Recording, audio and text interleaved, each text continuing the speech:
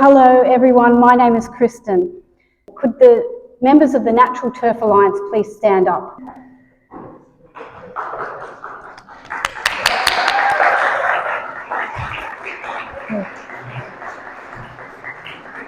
So this is a community group that was formed from, it's a volunteer group that was formed from love, really. Love of the environment, love of the community, love of nature. And they all share that same value, and I am happy to know you. Thank you for the opportunity to put this together with you. I also want to give a little plug for two people here, which is Shivani and Jackie, who have come as people to support me. We started, the three of us, a not-for-profit to raise the confidence of women and girls in this area last year, expandnow.org. We need more confident leaders in the world, and we want to do that. So thank you, Jackie and Shivani, for helping me out tonight. And also for councillors Christine Kay, who is here, and also for Councillor Greg Taylor, who have come here to listen to this important information. And for the other people in the room, this is a non-partisan event where we have people here from all political persuasions wanting to learn more about the science and wanting to learn more about our community.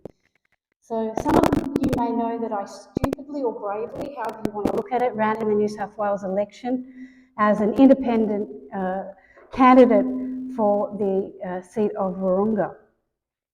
I am passionate about leadership. It's what I teach. I was mildly interested in community leadership before COVID, but post-COVID, I was all in. COVID gave me the pause that I needed to connect with my community. I got to know just the most amazing people, and many of you are here in the room tonight. I also got connected with the ecological community in the area.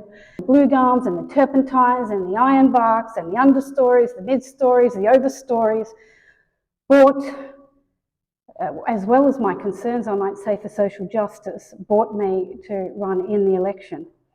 I've learnt much now. I've learned a lot that I cannot let go. I've learned a lot about plastic turf that is taking our communities by hold and potentially damaging our precious and sensitive ecosystems.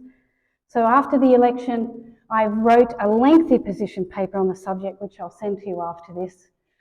I simply couldn't give this up because I didn't win an election. This is an important community issue, and that is why I'm here now. There are more than 180 synthetic turf sports fields in New South Wales, up from 24 in 2014 and 30 in 2018. The Northern Suburb Football Association wants more. On the surface of it, it looks healthy enough, providing more playing hours for members of our community to get fresh air, to enjoy team sports, exercise. I played soccer, not that I was good at it, I was much better at netball. My son played soccer. This is not about soccer. This is not about stopping people from community sport. It is about raising genuine environmental health and safety concerns. There are natural alternatives that our councils are not even considering. Take Norman Griffiths Oval at West Pymble. It is built above Quarry Creek. It runs into Lane Cove River Park, National Park. It is surrounded by critically endangered turpentine ironbark forest that I love so much. That is protected, mind you, under state and federal law. There is less than 0.5% of this forest left in Ku-ring-gai.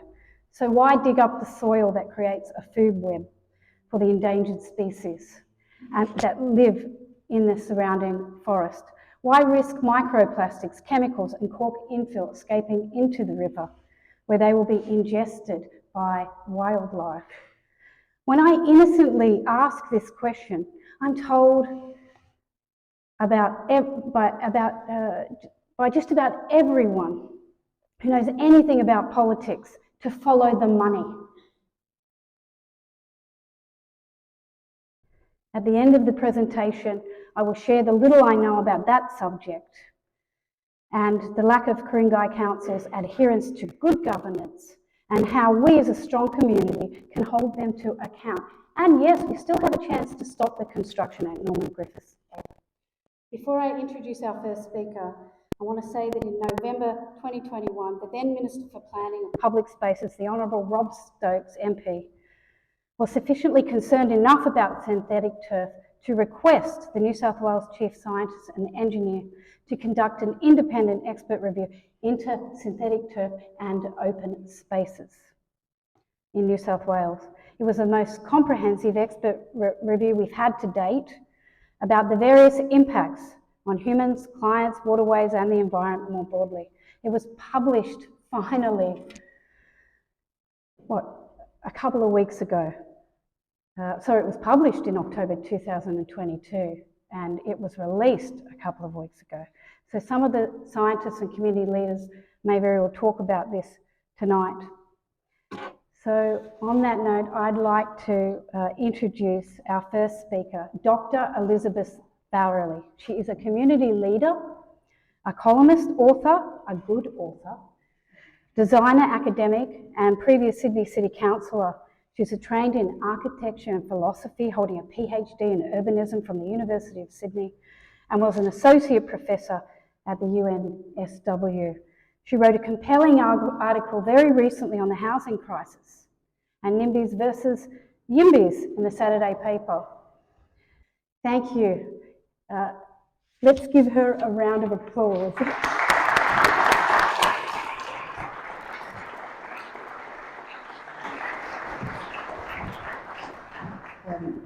Thank you, Kristen, for the invitation and the kind introduction.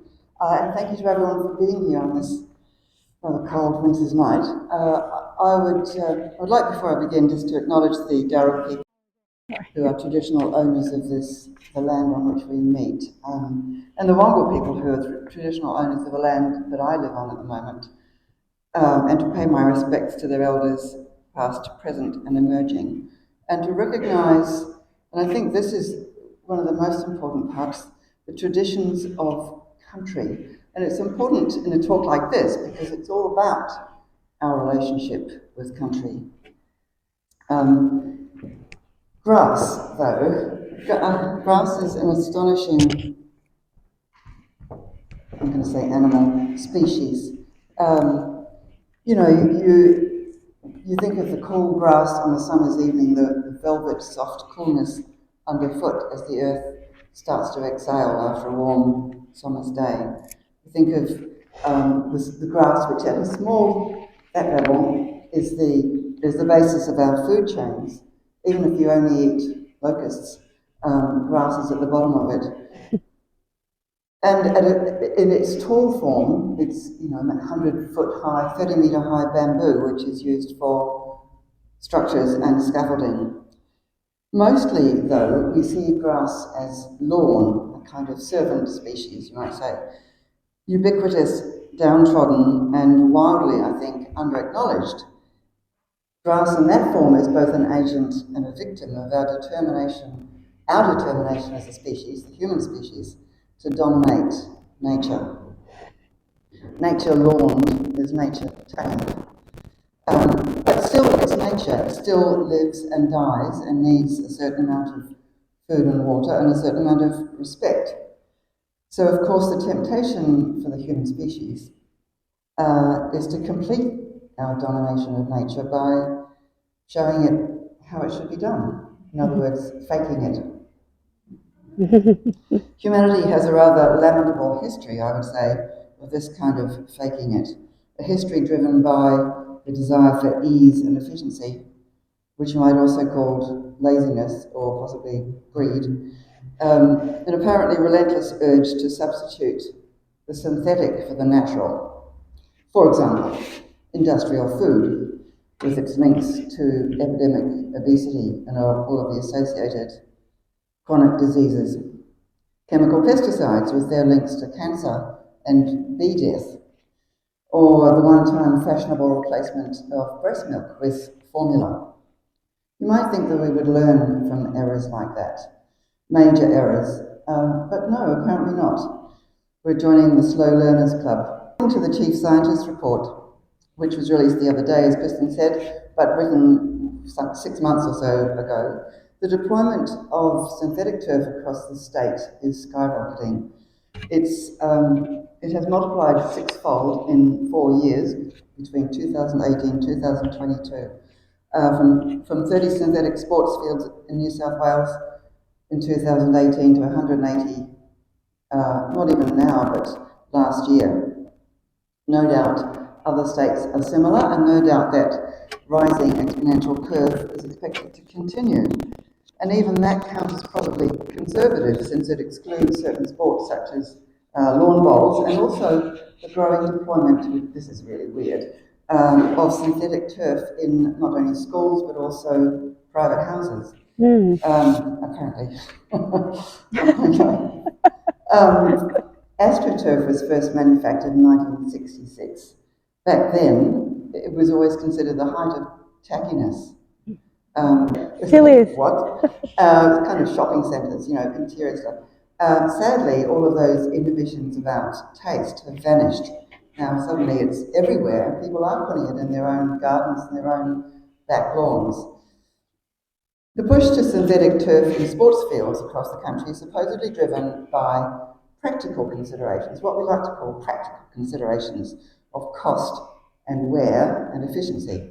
But how practical is it, actually, to invest in a product whose environmental impacts in the face of climate change include water contamination, soil death, biodiversity loss, canopy destruction, and greatly intensified urban heat? Already in Western Sydney, surfaces regularly reach 50 degrees centigrade. That's not the ambient temperature, that's the surface that people are on, that touch. People die at those temperatures. That's desert stuff. That's really, even with water, people die. This is really quite a serious issue. The water contamination involves toxic leachate from the infill material, which can be crumbled rubber tyres or the marginally less toxic cork, and I'm sure we'll hear more about that tonight. But those materials you include heavy metals, VOCs, PFAs, and all the other acronyms that we know now are linked to all sorts of dreadful things, and they're known to leach zinc, rubber polymers, vulcanize, and chemicals, including, I had to write this down because it's the best name, in brackets 1,3 dimethyl butyl in brackets in apostrophe phenyl P phenyl enediamine quinone. Yay! Almost got there. That's positively German, right? That's the name of chemical that leaches out of rubber tyres and has given rise, at least helped give rise to a specially named syndrome called urban runoff mortality syndrome. Whether it's cork or rubber that you're using, the breakdown is likely to be further accelerated by Australia's intense UV radiation, the extreme heat and weather events of climate change, which we know are not only coming but already here, the fact that Australia's sporting fields are usually treeless and therefore unshaded, and the fact that often those sports fields exist on marginal land, which are particularly prone to flooding. So the runoff dangers are increased by all of those things. A single Australian synthetic sports field, the chief scientist says, is likely to generate 10 to 100 kilos per year of infill pollution. Gosh. And that's just from the infill, and also hundreds of kilos per year of microplastic pollution in the form of shed grass blades washing into the waterways. Then there's soil death and biodiversity loss. Synthetic turf normally includes a waterproof layer and either horizontal or vertical drainage mechanisms. And what that means is that the soil beneath is almost entirely parched. So all the microbes, all the teeming microbiome down there dies, which leads to soil compaction and root death of nearby trees, further depleting the biodiversity that depends on those trees and the shade that comes from those trees and the cooling effect, and further accelerating the degradation of the synthetic materials that we're talking about, and therefore worsening the runoff and so on. So you get this kind of cycle. Urban heat, still more dangerous is urban heat. I've already mentioned the measurements in Western Sydney, which Sebastian Fouch, who's the Associate Professor, who's an expert in this stuff at University of Western Sydney, predicts that by 2050, Western Sydney and possibly the rest of Sydney will have 3 months a year where it does not go below 35 degrees centigrade. This is very serious, and synthetic turf makes it worse. The temperatures on synthetic turf can be apparently up to 20, and possibly some scientists here tonight will be able to correct or affirm this figure, but up to 20 degrees hotter than on other surfaces. So that cooks the people on those surfaces and the soil alike. And then there's the intensity of use argument, which itself helps barring the public from use of these spaces because they have to get the intensity of use to justify their existence. But if they have 60 hours a week usage, their guaranteed lifespan is reduced quite dramatically to 7 years. So then there's a whole lot of questions about how do you recycle these things and the embodied energy of replacing them and so on. So it's a very fraught issue, and we have the Premier saying at the moment that he's going to look for every piece of leftover, so-called leftover public land in the city and make it available for private development and further incentivise that development by allowing it to be a full 30% higher and bigger than the rules already allow. What's concerning about that is it's going to intensify the usage, which justifies the arguments for synthetic turf and this kind, without doing what we all know needs to happen, which is accompanying that kind of hyperdense development with more and more bigger and better shaded natural turf parks and sports fields. In that way, we would enhance local cooling instead of destroying it, and the biodiversity and the carbon absorption due to all those trees and grasses, even while building community and nurturing our own mental and physical health. That seems totally like a win-win to me. Thank you.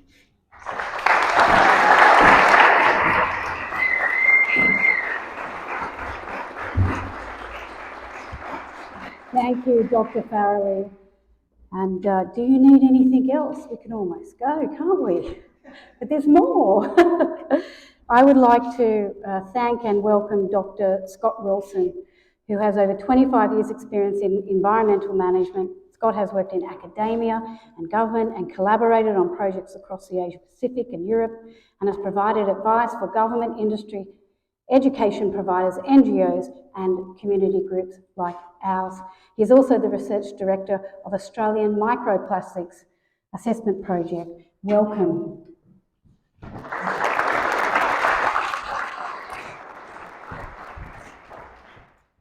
Hi everyone, thank you for that introduction, and thank you also for that great description of the chemical structure. I just shorten it. 6-ppd quinone is the way I describe it, but well done. So yeah, as you heard, I've been working in the environmental science field for over 25 years. And over that time, I've been looking at pollutants and contaminants in our environment and what impact they're having. And so one thing I found about 20 years ago was the issue of microplastics. So microplastics are these little fragments of plastic that end up in our environment. 20 years ago, trying to get funding to do anything around that pollutant was near impossible. These days, there's a growing awareness of the issues, and obviously rubber crumb and synthetic grass makes up a portion of that. But back then, it was very difficult. What I've seen over that period is an increase in that type of pollutant. And more specifically, in the last 5 years, through our OSMAP program, I've been seeing an increase in the environment of artificial grass and rubber crumb. And that has been through that increase in the use of those fields. Not just in Sydney, around Australia we're seeing that. Rubber crumb, as you may or may not know, is actually considered a microplastic. It's synthetic, or part synthetic. There's the natural rubber substances have been replaced or added to get that longevity in the tyres. And so the end of use of those tyres, the idea was that we could then put it into something more useful like artificial fields. I'm sure you've all got a playground near you that might have a soft fall rubber matting. That's all artificial tyres. And what we've been doing at OzMap is been documenting microplastic loads around the country. So it's a citizen science program. We rely on the community to help us gather that data. And as I said, what we've been finding is a change in the makeup of that plastic over the last 5 years. And so in areas around Sydney, we're seeing an increased amount of synthetic grasses and rubber crumb appearing on our shorelines. What the impact of that is having is also been something we've looked at as well. So as you heard from the previous speakers, that not only is it the plastic and the rubber is an issue because it's artificial, but what comes with these plastics is chemicals. And as you heard, one of the chemicals is quite toxic and has been known to kill salmon in North America and other species. So, but it's not just that. It's a cocktail of chemicals that you've got there. Some of these are harmful to humans. A lot of them are harmful in the environment. And so it's this cocktail of chemicals that should be raising concerns in our environment because of, just the very nature of having that many chemicals being added into the waterways and to our soils. What we're finding is, we've done some leach trials with some rubber crumb, and we found that things like heavy metals, some of those chemicals are what are called anti-tire degradants. So they provide life to your tyres. So it's UV stabilisers and things like that that give the life of the tyres that we have these days. But they don't stay in that rubber. They leach out into the waterways or into the soil. And so there's cause for concern that these chemicals are leaching out of those rubber crumb particles in particular. There's a whole range of other chemicals associated with the grass and or other substitutes like cork. So in all instances, they will be leaching chemicals at some point. And so it's the level that is of concern. And, the grandfather, if you like, of toxicology, Paracelsus, back in the 16th century, basically said it's the dose that makes the poison. So anything can be toxic. It's just what level it's at. And this is where management comes in to try and prevent and control that harmful substance. There's been a recent study in Europe, and I raise this because they have come out to say that microplastics generally, so not just in synthetic sports fields, the deliberate use of microplastics, and you may have heard of the microbeads that were in our toothpaste and our facial scrubs and things like that. This should be banned totally. And so there's been a recent report by the European Chemical Agency that's basically said that, particularly with the synthetic sports field, these are to be banned in the future. It's still before the European Parliament to decide, but it's gone through the European Council, so it's kind of made a step from the scientists, if you like, to some of the politicians, and then there's now a 3-month window for the European Parliament to make a decision on that. What they say, though, more importantly in that, is that for microplastics, and in particular the rubber crumb infill, there shouldn't be a threshold limit. So for some chemicals, we say it's okay to have it at a certain level before it becomes harmful. So things, some heavy metals and things like that. So zinc, for instance, we need zinc in our bodies, but at certain levels the zinc becomes toxic. So what they're saying though for rubber crumb and microplastics generally, that you shouldn't have a threshold level, so that any release of that is considered harmful in the environment. And to me, that's testament to the impact that these types of substances are causing. Now, we heard about the chief scientist's report. They've danced around the issue a bit and said we need more research. Sure, I'm all for research. I'm a scientist. I want to get the most information we can. But I truly believe that there's enough information out there that we can make decisions now, and if not, we can use the precautionary approach, because I suppose where the science is at, yes, we know it's entering the environment, and there's trillions of bits of microplastic out in our oceans. What we don't know, and we know it's impacting wildlife and the environment, what we don't know is the specific impacts to humans.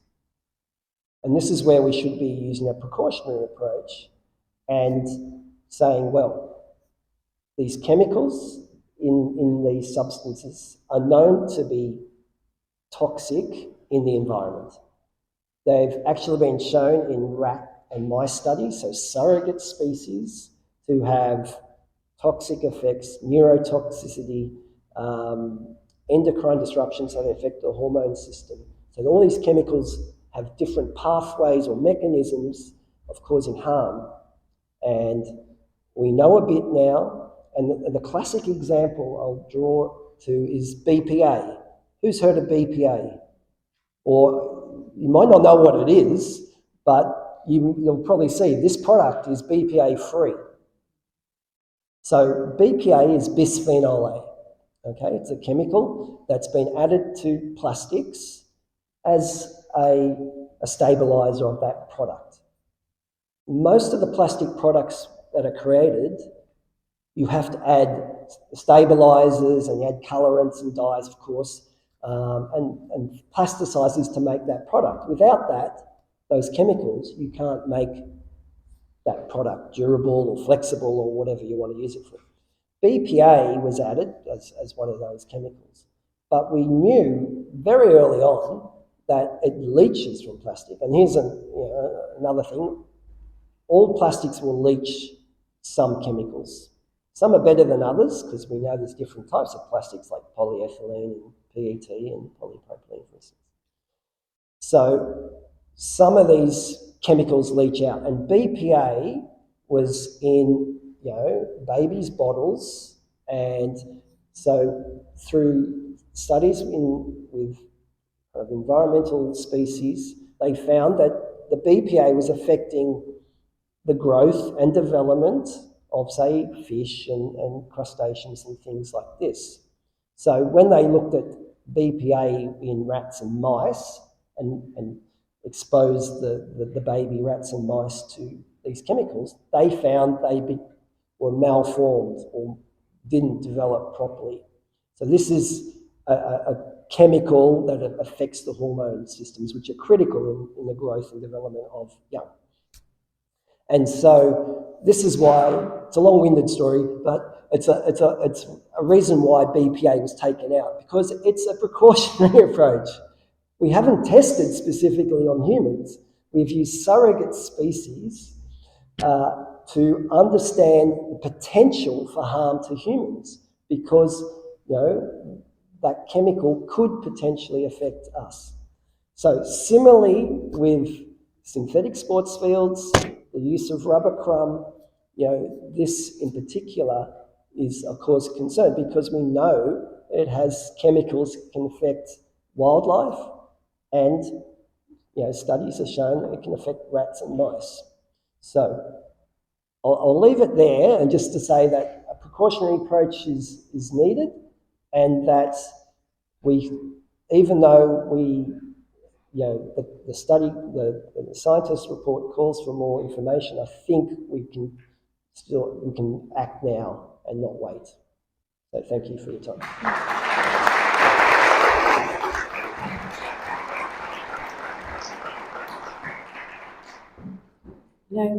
When I was handing out flyers for this event at West Pymble, I had a lot of the community was very receptive, but there was this one woman and she said to me, "You're an alarmist." And I said, "This is alarming," because it is alarming, and what you have just shared with us rings alarm bells to me, and a precautionary measure would be to stop until we get the research. Stop right now production and building of synthetic turf, and we will talk about that a bit later, so thank you. I'm going to introduce Dr. Mick Badham. Now, this is a sexy type of science, isn't it? It's soil science. Dr. Mick Badham earned a doctorate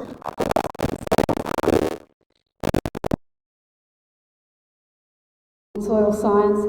He is the principal soil and irrigation scientist at Ag Enviro Solutions. Which is responsible for many natural turf fields in Sydney. He has co-authored with his mate, I'm sure, Dr. Paul Lamble, the best practice guidelines for sporting fields. Something tells me he is not going to be into synthetic, but I'll leave it up to him to tell you if that's the case. Thank you.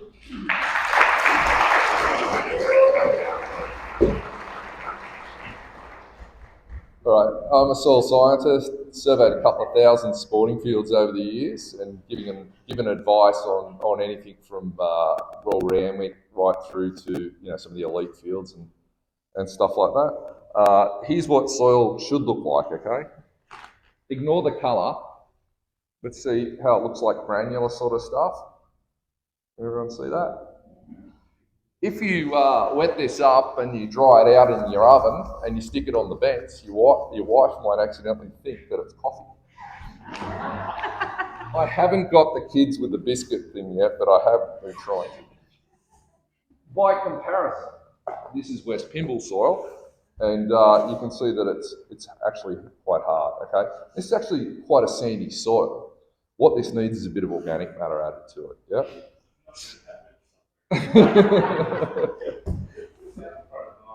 So there's different types of soils that, loams and clays and sandy loams and that kind of stuff.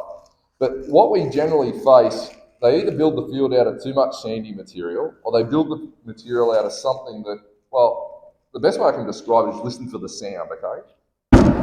Can you hear it's not crumbly, it's like clunk, yeah? And you end up with a sample that's just as hard as anything. Here's another one. Steve, nice enough to dry this one out for me. That's sand. That's a very sandy soil profile.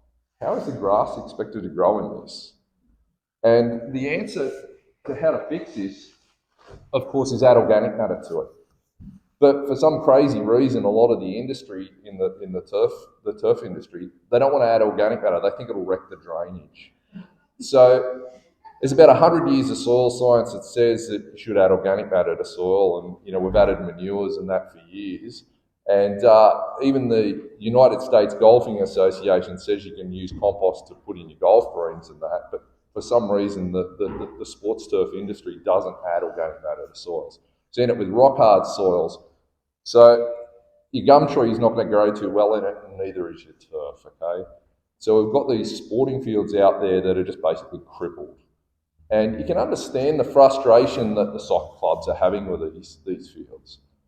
But let me talk about, for a moment, wear. So wear is the amount of damage or the amount of ripping and that if you're playing sport on a field, okay? Now, typically, AFL, because it's on a big field, if you ignore the goal squares, it's actually a fairly low-wearing sport, okay? And the same with rugby league, because they play sideline to sideline a lot more. So it's actually a low-wearing sport, okay? And I can only think of one or two fields in the whole of New South Wales that are played by these sports where they're actually, moderate wear levels, then none of them are high, okay? And yet, if you go around and you see rugby league fields or AFL fields that are in bad condition, it's not wear. There's something else going on. It's probably a soil problem, or it might even be the turf cultivar, okay? Now, turf cultivar, high Ku cannot handle much wear at all, okay? The majority of fields, even around here, the majority of fields are high Ku. Now, it might not be the parks manager's fault, okay? Some of them don't know what they're doing. They honestly don't. But some of them, it's not their fault. They've inherited this mess, and then they don't have budget to take care of it, okay? There's a council, they're not in Sydney, they're out in a country area. They have a budget of $47,000 to maintain 52 sporting fields, okay? Now, that council, their local soccer club, fed up with their bad field, okay? And you can understand, like, it's terrible. What are you going to do with $900 per field, right? So they went and asked for a synthetic field. They only had about 150 players on those fields, on that particular field, okay? It's not a high wear field at all. It's a low wear field. But it's in bad nick simply because they didn't have enough budget to spend on their sporting field, okay? Now, how much wear can natural turf handle? The best thing, I've come from a background in agriculture, and I work a lot with the turf farms. We've got one of the Turf Alliance, the Turf New South Wales person here. And if you go to a turf farm, when they harvest the turf, they'll not just harvest the turf, they'll take that much soil off and you buy the turf in the rolls that you do. What a lot of people don't realise is they can cut that turf off in September, right? And it will just grow back and they can harvest it again in January. So soccer is not going to do anywhere near the damage that a turf farm, he's taking this much soil as well. If you build the field right, it should never wear down anywhere near that extent. But even if it did, it could come back anyway, okay? Natural turf, if you do things right, can do extraordinary things. Now, one of the most intensely used fields I've ever seen, this is the 100th percentile in terms of wear levels. It has 800 players per soccer field. Now, to put that in perspective, if you've got 400 players, right, and they're all adult players, you can't actually book enough gameplay slots for them on the weekend to fit all the games in, okay? So they've got a whole heap of juniors, and I don't know how they do it, but somehow they get 800. Normally the upper limit's about 600, okay? It's just logistical limit. They haven't patched that field. I think they've patched that field once in about 10, 11 years, okay? It just comes back every single year. So it wears down to about maybe 40% grass cover by the end of the winter sports season. This is the 100th percentile field, okay? And by November end and the start of December, it's back 100% grass cover again. And around she goes year after year. Now, if they put a bit more fertiliser on it and did a few more things, they could probably look at after it a bit better. But if that's the 100th percentile, we can take care of all the other ones as well. Now, I often get asked about shade. If I've got the 100th percentile, it doesn't have a lot of shade, right, doing it. I could maybe back it off a little bit with a little tiny bit of shade and it would still make it, wouldn't it? Okay, shade in winter is not a big issue. The grass is growing fairly slowly anyway, okay? Now, they often cite numbers like the field gets 60 hours a week of use and that kind of stuff. We did a study of about 1,150 sporting fields across the Sydney Basin, and I think it was 99% actually get less than 46 hours a week of actual use. Now, some of them are booked for more than that, but booking a field at 10 o'clock on a Sunday night is probably a giveaway that it's just been blanket booked, okay? So Rob's given me this graphic which takes care of it pretty well. So if you've got 5 nights a week and you go from, say, 4:30 to 9:30, so 5 hours each night, you get 25 hours, right? And if you go from 8 a.m. in the morning till about 5 o'clock at night when it's dark, you do that twice, on the Saturday and Sunday, you get another 18 hours and you end up at 43, okay? And if you put little bit of school use, which generally doesn't add up to much, less than 6 hours for most sites, in fact, most sites are zero, you end up with, it's not surprising that you get 99% of fields less than 43 hours, okay? So this notion of 60 hours is just nonsense. The kids are at school, their coaches are at work, and who's going to let their kid go at 7 o'clock on a Sunday morning to play sport on a field? They're not going unless they're driving themselves, right? That's just not what's going to happen, okay? Okay, so this notion about the 60 hours is just nonsense, all right? It's just complete nonsense. Now, with regards to how many hours per week have we got fields handling, well, hours are a bit silly anyway, aren't they? Two guys in a frisbee booking a field would be different to a soccer club booking a field, which would be different to an AFL club booking a field, okay, and juniors and seniors. So you need to ignore those and look more at the wear levels on these fields. And we've got the 97th percentile in New South Wales field, which is Middlehead Oval, handling quite well without turf patching so far. And in fact, one side of the field, the soccer club doesn't actually go over to that side of the field and train very much, could handle quite a bit more wear. And at this point in time, I think they had to dethatch it because it was getting too thick, the grass on that particular side of the field, okay?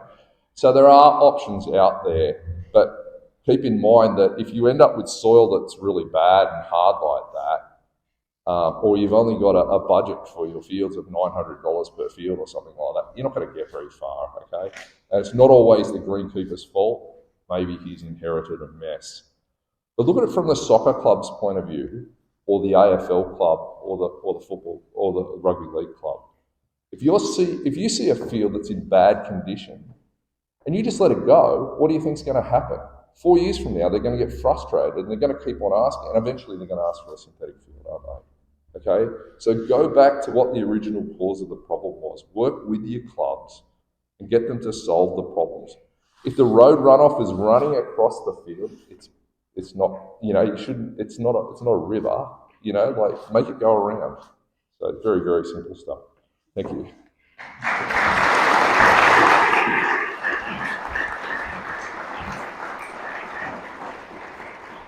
And doesn't he just simplify everything? It doesn't seem that hard. Thank you very much. And Dr. Paul Lamble is the principal consultant of Peak Water Consulting. He has a Doctor of Philosophy in Geospatial Science. He too is responsible for many of the natural turf fields in Sydney and co-authored best practice guidelines for sporting fields. Welcome.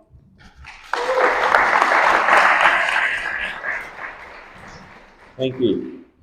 Good evening all. Before we delve into the world of drainage and natural turf fields, I'm going to ask you to switch on your brain. Tough ask for a Friday night, I know, but it's important. Critical thinking is vital. It is crucial to understand where someone sits in the discussion and what their organisational context, experience and motivations shape their position. Why? Because it's more important sometimes about what's not said than what is. So, in the interest of transparency, here's where I sit. I love sport and I'm still playing cricket after 35 years, as much as my wife hates it. Previously, I've umpired amateur AFL and played soccer, and my kids are also playing soccer, so I can't help myself at their games and go and have a look. There's Parramatta grass, that's compacted, that's lawn. Just happens. Professionally, I'm passionate about water, climate, and the effective use of resources. In 2017, I moved from local government to start my own business, and this enabled me to combine my passions for problem solving, sport, water, sustainability, and economics. So, you know where I sit now, so let's get on to the real stuff. There are many myths about natural turf sporting fields. For example, all sports fields need irrigation and drainage, and natural turf fields just become waterlogged and can't handle rain. There are many more. The evidence on the ground for these ones suggests otherwise, with about 70% of fields returning to play in acceptable timeframes. Slit drainage systems were a minor part of this, installed on only about 15% of fields. But it's also, we need to be mindful of the last 3 years and our recent experience, but we can't let that cloud our judgment. The total rainfall in Sydney over the last 3 calendar years, 2020 to 2022, was the highest recorded in the last century of any 3-year period. It's just been insanely wet. So when constructed and maintained correctly, natural turf sporting fields can handle wet weather and intense rainfall. There are numerous examples ranging from elite stadiums like the SCG and Bankwest Stadium and the like, to local community fields such as Middlehead Oval, and there are others, but we have to be careful about which ones we name. And that applies to the bad ones too. We usually don't name them. Fundamentally, sports field drainage is pretty simple. It's about removing excess water. Gravity is your friend. Water flows downhill. However, in practice, the complications come with the details to how you achieve the outcomes that you want. For example, how fast do we want to get rid of the excess water? An elite stadium will have a shorter time frame to return the play than a local sporting field. It just makes sense. What are the available budgets and the time frames for the project? Are there other works that need to be done before or after to get the best outcome? It's crucial that you amend the soil and fix the other issues before you put in the drainage. Otherwise, you've just wasted your money. It's a bit like putting the tiles down before you do the waterproofing. Best practice fields have effectively dealt with excess water. By contrast, fields that are waterlogged have underlying issues that remain unresolved. And as Mick alluded to earlier, be aware that current issues on a site can be a legacy of decisions made many years ago. Those decisions have a context, and that context can often not be understood many years later. So how is effective drainage achieved on best practice natural turf fields? Well, there are 5 key elements. As Mick alluded to, surface water is not allowed to run onto or across the field from surrounding areas. The playing surface shape enables the surface water to run off. You don't want any depressions or any hills or hollows for that water to pond. There are no impermeable layers in the topsoil that inhibits water movement. Mick talked about with the soil that comes with the turf farm, from the turf farm. If that's a clay soil, what's going to happen when that goes onto your sporting field? The water's going to sit on top, it'll be wet and squelchy on top and dry underneath. We've also got to make sure the subsoil, the base is permeable so that water can move down through the profile. And well-designed slit drainage is used to further facilitate the removal of excess water. So to keep it short, let's look at 3 of them. Firstly, surface water. This is by running onto the field. This is by far the most common thing we see that causes waterlogging. It comes from surrounding embankments or mounds. In Lake Macquarie, if you've got a spectator mound, guarantee it's some contamination they found on site, and the containment cell becomes a spectator mound. But if you have that surrounding your entire field, then water from that is going to flow onto your field and cause you waterlogging problems. Surprise, surprise. Discharge from stormwater pipes, detention basins, build sports fields where you can't build houses. And then downpipes from the amenities buildings. And this is an unintended consequence of well-intentioned, at the time, water-sensitive urban design trend from the early 2000s. Don't discharge the roof water to stormwater. Let it run onto the sports field. It's great for your stormwater management, but it's not good for your sporting field. So what do best practice sporting fields do? They divert that water around the perimeter rather than across the playing surface. So in the detention basin, you can still have it function as a detention basin, but that water moves to the bottom first, around the field, and then will bank up. So you're not flooding the field the whole time. Second, an impermeable subsoil. Basically, that means the whole profile will end up acting like a giant bathtub. So if you imagine your bath is full of soil, that's your soil profile, that will fill up with a big rainfall event, but that bath is not going to empty unless you pull the plug out. So that sporting field will stay wet the whole winter until summer can come along, that grass can draw the water out and the water can drain away. So that's a common thing you see on a lot of sports fields. And also, when those fields are built, if you've got civil contractors in there, in a lot of civil construction, you want your base to be impermeable. You're building roads, you're building houses, you don't want a permeable base. But the opposite is true on the sporting field, but that knowledge is not there. Lastly, slit drainage. Slit drainage is a tool to enhance surface water removal. It's primarily a surface drainage mechanism, but it can be used as a subsurface drainage mechanism as well. So there's some of the tools we have. For those of you who want more technical detail on drainage, download the Lower Hunter Best Practice Guidelines, Book 3, available on Hunter Water's website. Plug. Great work, Nick. And so, yeah, there's a whole stack of stuff covering drainage, irrigation, soils and turf, planning, best practice planning, maintenance, and project delivery. So that's it. Best practice natural turf fields drain well because they effectively remove excess water. It involves using science and principles-based approaches, not cookie-cutter recipes.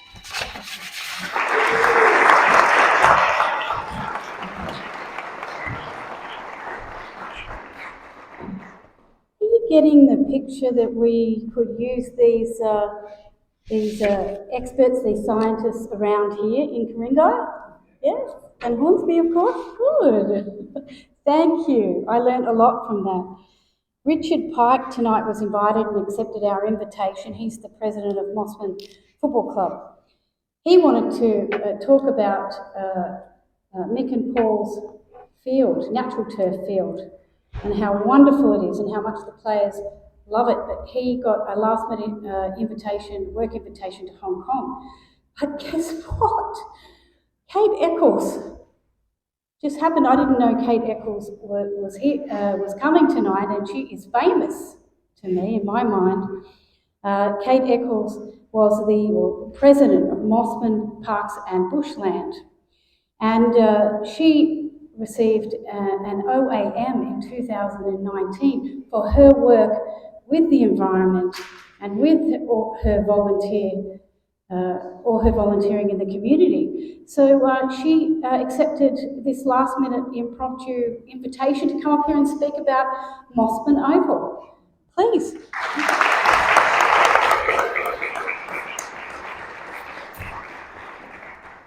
Well, it's irresistible, actually. Thank you very much. I'm glad to be here. And I'm the good news story, or rather, I represent the good news story for Mossman, for Middlehead Oval. Mick's told you about its great success so far with the football people, but it didn't happen automatically, of course. I don't know if you know Middlehead, but the Oval is sitting up there on the top of the promontory, and you look down over the sea you look down from the hillside down to the harbour. So it's a prime position, and it is beautiful, and it's even more beautiful now. Mossman, it was in 1916, perhaps a bit earlier, that the sporting groups actually were really pushing for synthetic turf up there because they felt that it was going to give them more playing time. The environmental groups were, even at that stage, dead against plastic grass. Now, it didn't happen automatically. It happened quite a lot. There were a lot of trips up to Mossman Council. We were lucky in that the Middlehead, the environmentalists, Mossman Parks and Bushland was taking the view of the environmentalists. We didn't like plastic grass. But Middlehead Oval is actually leased by Mossman Council from the Harbour Trust. So we also had the Headland Preservation Group persuading the Harbour Trust not to let it happen. Mossman Council had to make a development application to the Harbour Trust. And so we had two groups fighting for this outcome. There were a lot of meetings. And it took quite a lot of thinking up of different reasons and different ways to persuade, because to start with, Mossman Council voted in favour. It was 6 to 2, I think, against 62 for the plastic grass. And so the council meetings, there we were, the environmentalists on one hand and the sporting groups on the other. And they came along with the kids too. The kids were there. They wanted the plastic grass too. So our arguments, of course, were climate. The heat, it's I mean, it was just natural, wasn't it, that it was going to get so hot? But our councillors weren't convinced, not all of them anyway. The biodiversity was the other thing. You dig up all your soil, and where do your little worms go, and your everything else, and where do your birds go? We've had BirdLife Australia coming along to talk for us on one occasion. Health to the children, that was the other argument we used. Biodiversity, I've mentioned. The microplastics were getting into the news, and so situated as it is, right on top of the harbour, right on top of the hillside, those microplastics were going to get down into the harbour. So we also had the Sydney Institute of Marine Science supporting that argument. And then something very dear to our hearts is public access for everything. Now, if you have plastic grass, you're going to have to protect it, and you don't want dogs on it, you don't want people wandering all around it, so it was going to be less used and less useful for public access, where people could go with dogs, people could go running any old time. And of course also the algicides didn't have to be used and that sort of thing. So that was how it went. But as I say, it took a lot of persuading. And I remember getting quite a lot of laughter at some stage. I trotted up to Willoughby to look at the oval there and noticed that a dog coming across it was finding it very hot, and it was walking with its little feet like that. Well, that created a great deal of laughter, as you can imagine. Ha ha. But look, eventually we got there, thanks to the Headland Preservation Group as well, and thanks to persuading Mossman Council to change its mind. And now what we've got there is a lovely oval. Last time I was up there, there were kids everywhere, dogs, mothers and fathers, babies, and it was just the best piece of news. And the sports people would attest to the same outcome. So that's my encouragement to all the people with plastic grass being proposed on their own ovals. Don't give up. Keep at your councils. It can be done.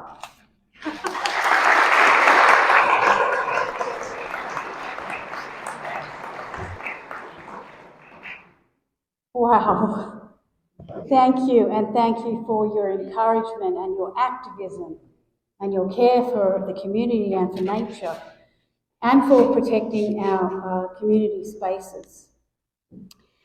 I should say that Mossman Oval, from what Richard Pike, the president of Mossman Football Club, tells me, they're getting over 50 hours of playing hours from the field. That's pretty good. So I'm now going to welcome Rob Hanna, who is a local.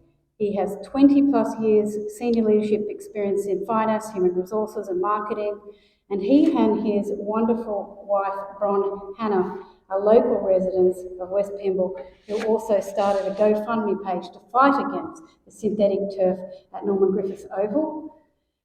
He's going to talk to you about the economics of synthetic turf. Welcome, Rob.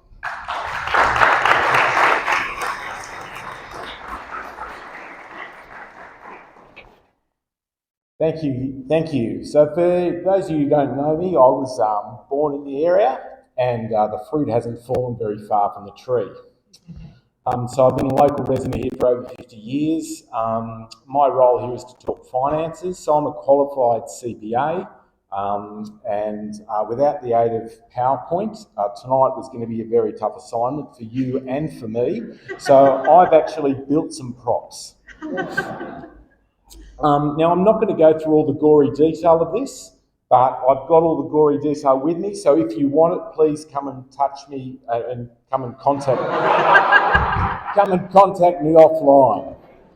Now, I just want to say I don't have a barrow to push. I think Norman Griffith has been crying out for a proper upgrade for at least 10 years.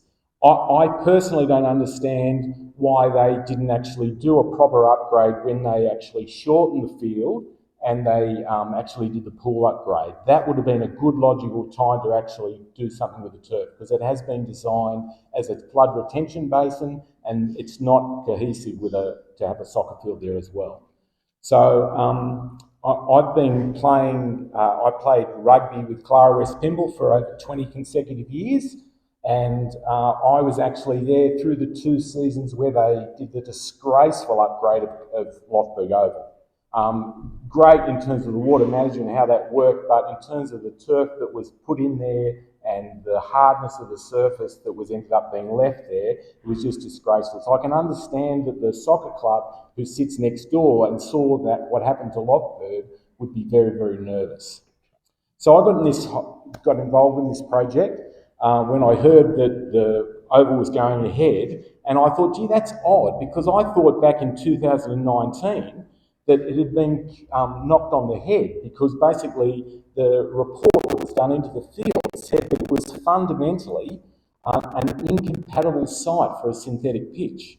It was primarily because of costs and for flooding. They were the 2 main reasons. So I thought, oh, well, one, what's changed?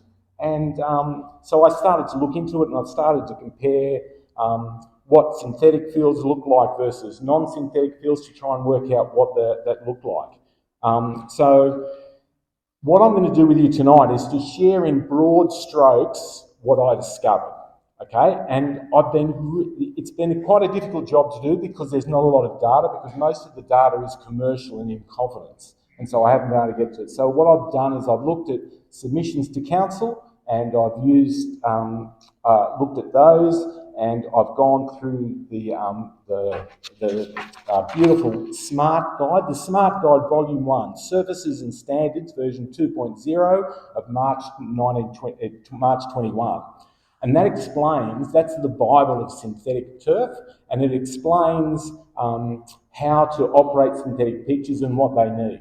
So I've taken numbers from them, and all I've done is I've tried to turn everything into $2,023. That's all I've done. That's the only doctoring I've done, because I didn't want my assumption to call these projects to either sing or sink. So I've been very, very conservative. But once I actually started building the models, I realised I didn't need to worry as much as I have been. So to get an adequate comparison between a synthetic and a turf field, it's critical that you do it over a long period of time. So this represents 20 years, the 20-year cost of a synthetic pitch. The grey area is the installation costs. So in the case of Norman Griffith Oval, that is from the council document of 3.5 million. I've inflated that by the construction cost index, which in 2020 was 7.9%, 2021 was 7.9%, and in 2022 was 11.9%. So for the installation cost, I took the 3.5 million, inflated it by just the last year's construction index of 11.9% to get 3.9 or close to $4 million. So that's this amount here. Then the white part is the maintenance for the field. So that's about, I think 20, from the SMART Guide, I used for 40 hours of use. And I inflated that again to $2,023, and that becomes 0.7 of $1 million. So quite good. And then the last, but what you need to remember though is these are very, very conservative numbers. What they have found at ELS Hall is that the infill to keep the ball bouncing like a proper bouncing ball. They have found that they've used 50% more infill than what the SMART Guide recommends. And in the Chief Scientist's report, they found the same things. I have not taken that into account. This is straight from the Bible or the SMART Guide. Okay, then there's a replacement cost, which is 1.4 million. Again, based on 2 years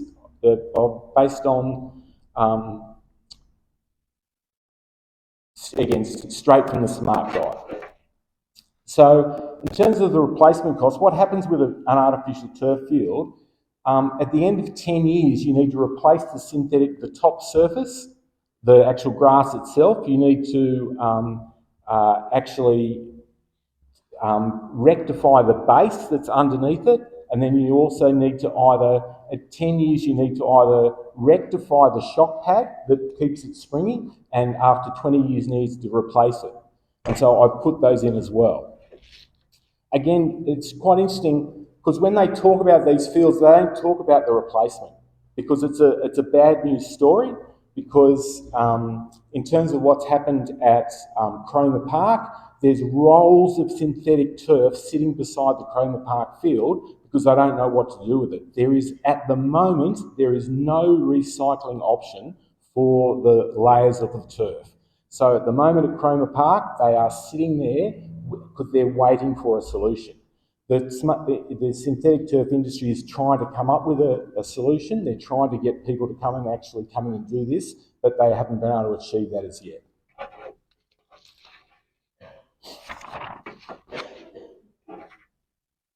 Okay. Oh, so I forgot. Sorry, they also got some grants. I forgot. Sorry, they've got some grants to help cover. So I'll put it down this end. So they've done a very good job, can I just say. The cycle company group, they've got almost $1 million worth of grants, which they go some of the way to pay for the cost of this field. And so and part of the trouble with the grants were that the grants were actually tied to the synthetic pitch. So you couldn't actually get the synthetic pitch unless you could only get the grant if you used it for a synthetic pitch. At Bob Campbell Oval, they managed to get that changed, and they got that grant opened up so they could use it either for synthetic turf or for natural turf. And I'm very confident we could do the same thing here, although when you see the natural turf costs, potentially we could use that money for something else. So this is the cost of a natural turf field. Wow. So again, I've been very, very conservative with these numbers.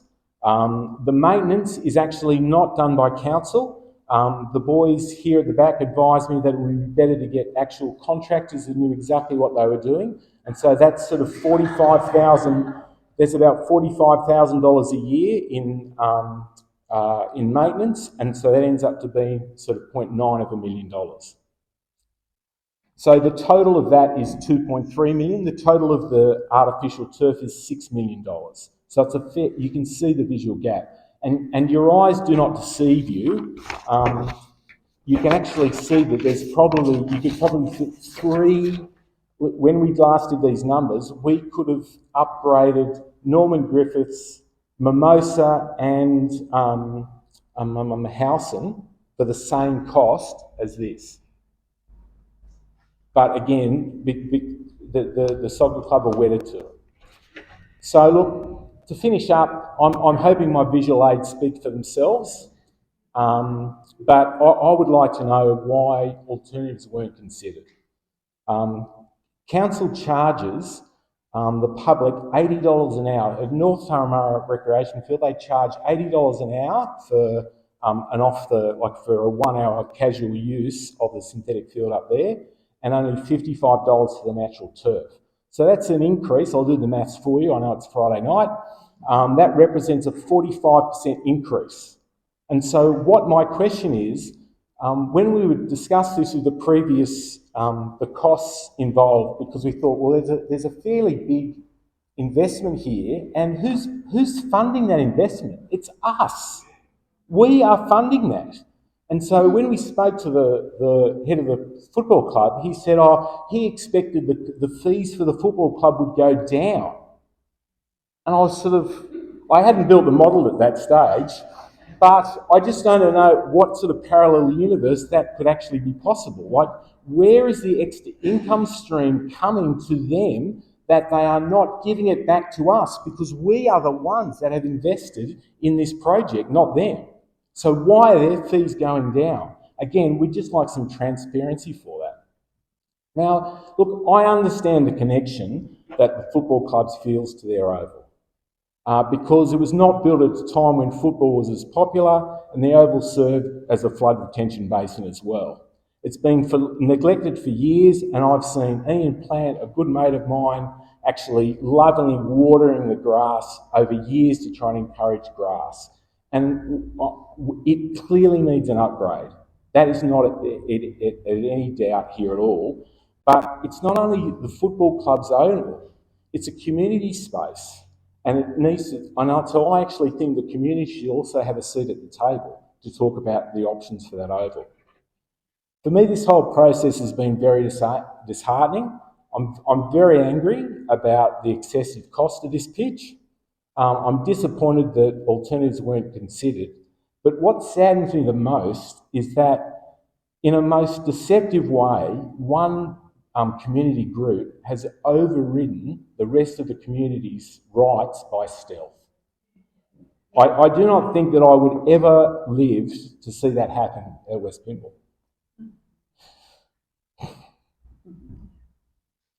Yeah, so when I played for rugby union, I played for Para West Pymble, and we used to say that it was the home of rugby. But not once did I ever think that that was my oval. I always knew it was a public asset. I always knew that it had been donated by Bert Lofberg, and that it wasn't mine just to play with. It was a community assets that we rented for every Saturday afternoon. And I don't know why the soccer club doesn't see that same vision. So thank you.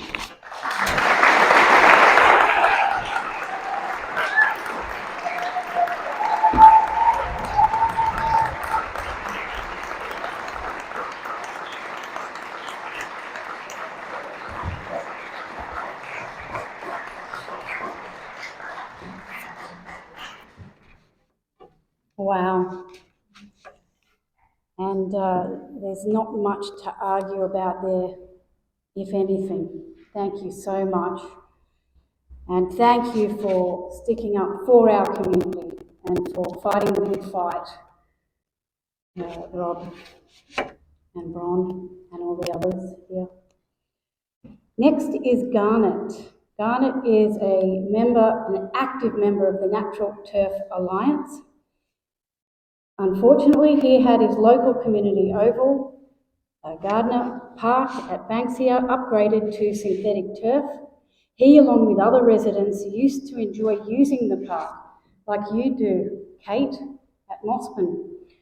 But now it's closed off to residents, and its toxic gases and heat are affecting residents. Garner is going to talk about the social impact that synthetic turf has had on him and his community. Thank you, Garner.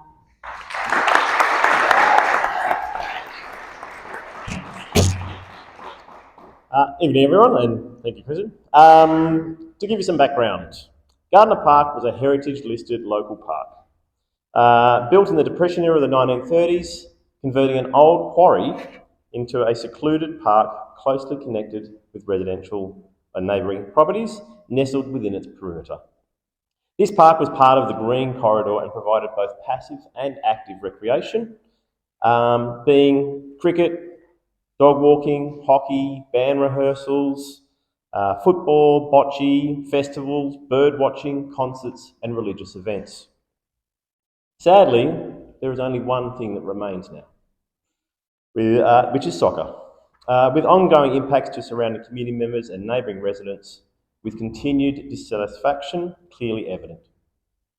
To put these in some sort of order seems appropriate. Bayside Council did not provide any community consultation. Not one. Not a drawing, no signage, nothing. A newspaper article was the first the community heard of the intention to start work, and then we later learned that Council had extensively consulted with the football club, with at least half a dozen meetings and briefing sessions being undertaken with them. Request to Council to amend this and undertake a DA or community engagement with the proposed plans fell on deaf ears, and the impacts and community dissatisfaction remains ongoing and unresolved to this day. It is utterly ridiculous that councils would not consult with their community members when planning open public spaces and parkland, yet this is continually occurring. I believe the same here. Moving on, as you can see, it does hit me hard. Increased hours of use is one of the major concerns for the community. Advocates for synthetic continually remind us that you can get year-round availability coupled with usage of up to more than 60 hours a week. To give you some idea of how impactful this is, Gardner Park in the winter season of the year 2018-2019 as a grass field was hired for 123 days of the year. In the 2022-23 season, the field is being hired out for more than 315 days of the year, 7 days a week, with little to no respite. Obviously, this has some significant flow-on impacts. Parking, noise, lighting. There's not a night or a weekend that goes by at Gardner Park without residents' driveway being blocked by parked cars, encroaching across, or even parked right across each resident's driveways. Noise and lighting impacts 7 days a week are particularly draining on residents who live near the park, with training and game days bringing yelling, often aggressive, loud training drills, coaches' instructions being yelled from the boxes, whistles, amplified sound, and of course, increased traffic noise impacts. Lights from the field bleed into people's homes and residential property, as do car lights when they turn, park, reverse, and upon leaving. A further impact is the private tuition lessons that are held early in the morning, often starting before 6 a.m. Other impacts relate to the exclusive use of the park by the sports club. With the increased utilisation of soccer, 315 days of the year, many residents feel ostracised and unwelcome. This is especially true of our older generations, dog walkers and kids who participate in other sports. These community members don't feel as though the park is for them. It is evident that what was once a place where community members could socialise, gather, meet and come together has been lost. The elderly bocce players no longer go to the park. They don't meet up anymore. They don't chat and talk. Dog walkers are often scolded or reprimanded for having dogs in close proximity to the synthetic field. And kids wanting to play another sport, kick a footy or AFL, are told off and asked to leave.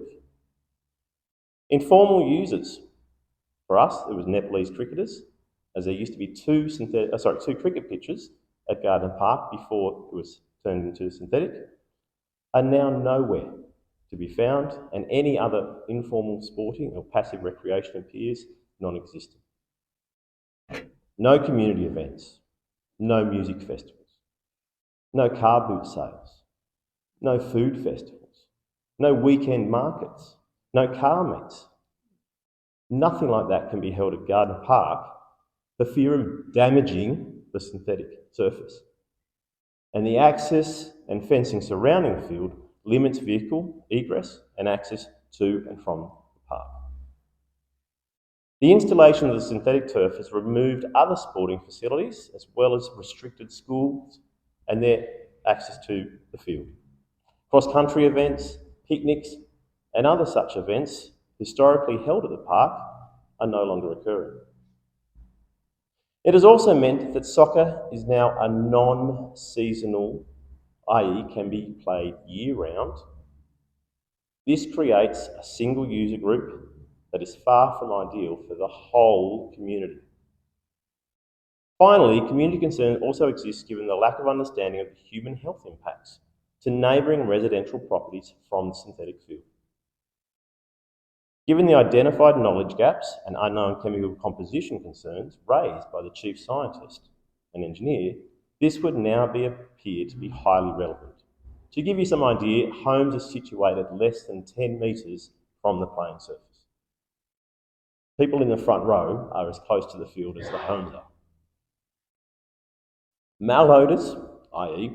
strong smells, airborne microplastics, nanoplastic particles, increased urban heating, PFAS release into the surrounding environment, polycyclic aerobic hydrocarbon emissions, I got there, carcinogenic substances, VOX and SVOX, heavy metal leachate, artificial grass blades, crumb rubber, and seemingly an ever-increasing or growing list of other issues is hardly reassuring for residents who live next to the field. In closing, it is clear that community members were, are, and will continue to be impacted and concerned with the continued utilisation of synthetic surfacing in their open or public spaces. The fact that our council, as well as many other councils, seem unwilling to consult with, discuss, or want to understand the social impacts and concerns of their communities is bewildering to say the least, and something that must be changed. Thank you.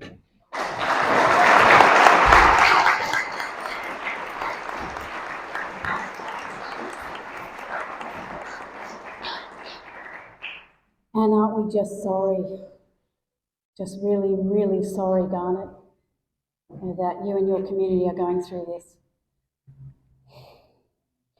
Our final speaker is Jill Green. Jill is the president of STEP, an environmental group in Ku-ring-gai. And that's about all I have on you, Jill. I'm sure you've got a lot more experience than that, but that's all I know you for. And she is going to get up here and talk about the impacts, the environmental impacts. Thank you, Jill.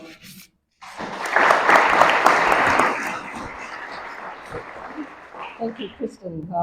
Yeah, a bit more background about STEP's been operating in northern Sydney for over 40 years, and our main objective is to conserve our beautiful bushland, magnificent bushland that is such a feature of this area. We've been involved in programs to restore and regenerate bushland, and established helped a lot of programs for bush regeneration programs to be established. And they've been going since the 1980s. I think Mossman was ahead of us, but not by much. So I've been I've been asked to talk about the environmental impacts of synthetic turf. There's lots of examples of new technologies that have been enthusiastically embraced, only to discover a few years later that there are undesirable consequences. And as the Chief Scientist's report shows, synthetic turf is an example of a new product with some known environmental harms and many unknown risks. I'm actually trained as an actuary, so I do understand a bit about risk. That was the main focus of my working life. And then I did an environmental degree, which there's a whole lot more about long-term future risks. So I'll outline a few of the environmental issues, but a lot of them have been already covered by previous speakers.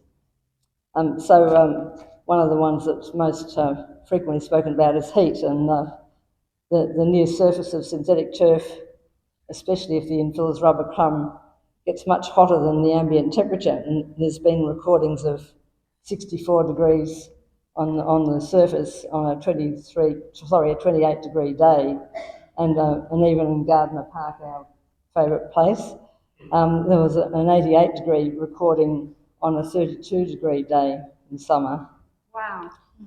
So of course this heat is contributing to the heat island effect that I spoke about, and it's making urban areas more unlivable effectively. People don't want to be out in the street in those sort of conditions, especially in areas away from the coast. So another factor is greenhouse gas emissions. We're supposed to be reducing our use of fossil fuels in order to halt the progress of climate change.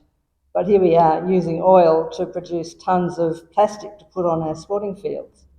And tons of material have to be transported to construct the field, mostly from overseas. We don't make rubber tyres anymore, we import them, and we all import the rubber crumb. So large amounts of infill are lost each year, so again that has to be transported to replace what's been lost. Natural grass, on the other hand, uses composted materials to restore the field, and a lot of that there's programs now being introduced throughout New South Wales to convert food waste into composted soil, and that is being encouraged to be used to enhance the soil layer on sporting fields and a lot of other uses. So it's reducing the waste going into landfill rather than increasing it, as happens with synthetic turf.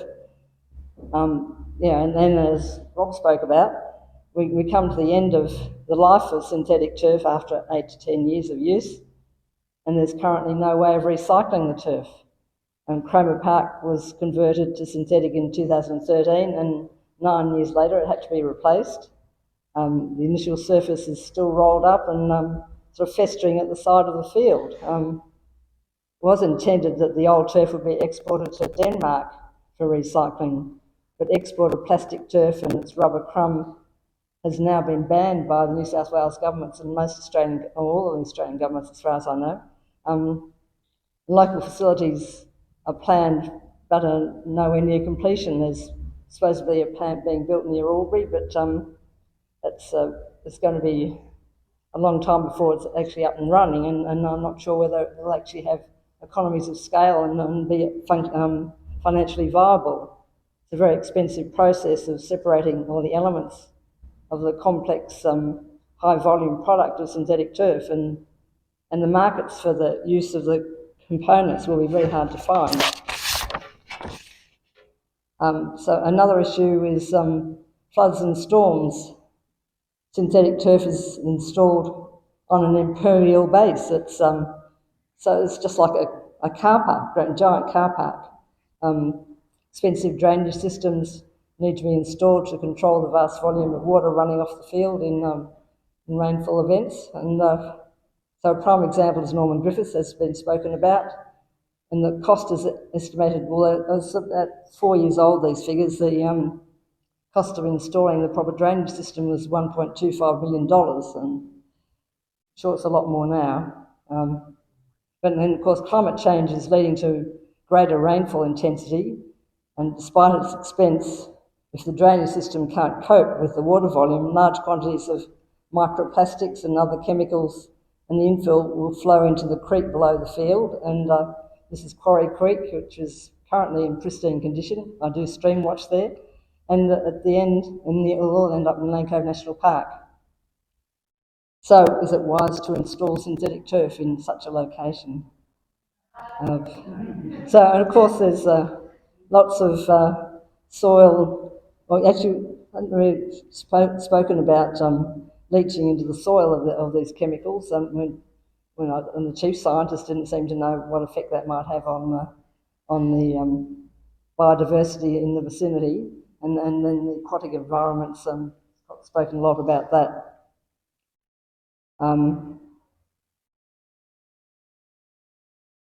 So there's lots of other chemicals to worry about that really we need a lot more research to understand their impacts. I mean, PFAS has been mentioned. We think that it's a component of the plastic microplastics, which then as the turf ages, there's more and more of this plastic slowing off the field and being wind blown, because I think they're pretty tiny, so they get, you can't really catch them all in the drainage systems. So on top of the synthetic turf itself, it's an alien environment for local wildlife and biota, like insects and nematoids and all those things that live in the soil. So birds lose a source of food, such as worms and insects. So there's an impact on local biodiversity. So many of the fields are surrounded by bushland, and in the case of Norman Griffiths, it's the critically endangered Sydney turpentine ironbark forest, which means the scientific assessor has determined that it's at risk of extinction within the foreseeable future. So the hydrology in the basin that Norman Griffiths Oval sits on is going to change when the synthetic turf is installed with all its new drainage systems. We don't know what effect that will have on the forest and on the wildlife that depends on it. And so, who knows? Will probably take some time to know, which of course it's all too late by then. And one thing that hasn't been mentioned is bushfire risk. Synthetic turf is highly flammable. So is it a good idea to have synthetic turf in an area where there might be flying embers flying onto the grass, the plastic grass, in a bushfire situation? No. So, so one of the chief scientist's points that he makes is he suggests that areas with high flood, like Norman Griffiths, high flood risk, bushfire risk, near sensitive bushland, they're just not suitable for synthetic turf. And in this part of Sydney, there's lots of other locations where synthetic turf is being installed or has been actively considered that meet these descriptions. So that basically sums it up in a fairly simple way. Thank you.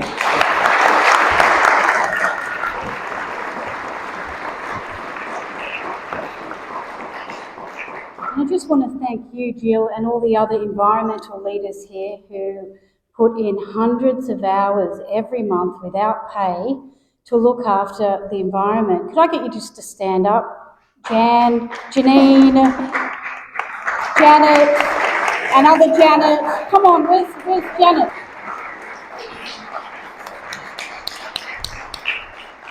So a big thank you very much to our speakers tonight. There's a bigger story here too about poor governance. Well, actually, you probably got that. That has the effect of shutting out the community from decision making. Here's a taster of what's gone wrong with governance, which is a pattern, I suspect, for other councils, a taster of what's gone wrong. I say a taster, I can't list it all. I'm just going to list you the main things that where the governance issues are with Ku-ring-gai Council around Norman Griffiths Oval. 2 grants totalling $520,000 were awarded by New South Wales Sports Minister Stuart Ayres to Ku-ring-gai Council, tied to synthetic playing fields, tied to synthetic. This raises questions about the grant process. Could there be an ICAC investigation here, I ask? It was originally going to Mimosa Oval, and it was soundly opposed by the residents as an unacceptable fire risk, detrimental to the environment, not accommodating to other forms of recreation. And yet, it ends up at the unsuitable place of Norman Griffiths Oval at West Pymble, where 1,700 signatures or people signed a petition against it. They were ignored. At an October 2020 council meeting, the Director of Planning and Environment, Andrew Watson, stated, "It has got to be pointed out that the money that the soccer club has brought to the table is nearly $1 million, and that is only available for synthetic field. So in the event council decides not to take up the synthetic field, their funding wouldn't be available for a turf upgrade." This statement put pressure on councillors at the time to accept the synthetic turf. As the location of Norman Griffiths Oval falls within the boundaries of the Sydney Harbour catchment, which is a regulated catchment, it is subject to clause 171A of the EPA regulation, which requires an environmental impact statement. They didn't do it. They said they would do an environmental impact statement in that meeting. It didn't get done. It appears that a pseudo-predetermined consultation process was masked as genuine consultation. Parts of the community were presented with a concept plan, no detail, no design. The question was posed, do you want synthetic turf because it will increase playing hours? Remarkably, there was no mention of an alternative that we've heard tonight. The CEO of the Northern Footballers Association, Kevin Johnson, assured the community that 95% of the residents of the 706 respondents during the official community consultation wanted synthetic turf. I've heard otherwise.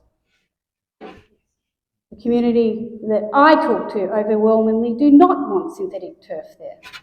So there is something flawed about that community consultation process. And there was no alternate offering. A letter from the National Parks and Wildlife Service in relation to synthetic turf upgrade was not circulated to councillors before the October 2020 decision in support of the upgrade of the sports field. They wrote we are in support of the upgrade of the sports field, but do have concerns regarding the construction and operation of the synthetic turf field.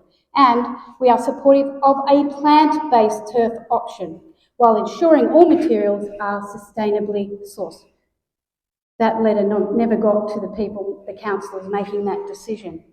And recently a letter came from them. These issues, furthermore, in a recent letter from National Parks and Wildlife, the author stated, I feel that Ku-ring-gai Council has not undertaken the agreed consultation, and as a result, the National Parks and Wildlife cannot offer support in the design in its current form. Wow. A public forum. Now here's why you're here and these speakers are here.